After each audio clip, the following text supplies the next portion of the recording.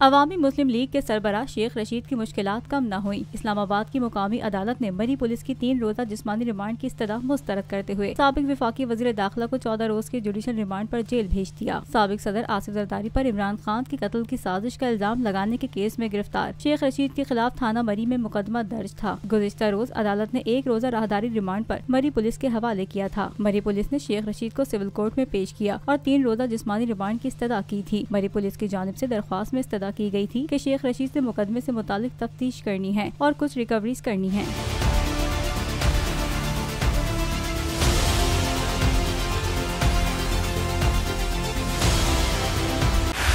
बोल उड़ाएगा सबका होश, भूल जाएंगे सब अपना जोश। बहुत जल्द आ रहा है PSL स्पेशल ट्रांसमिशन सिर्फ बोल न्यूज पर।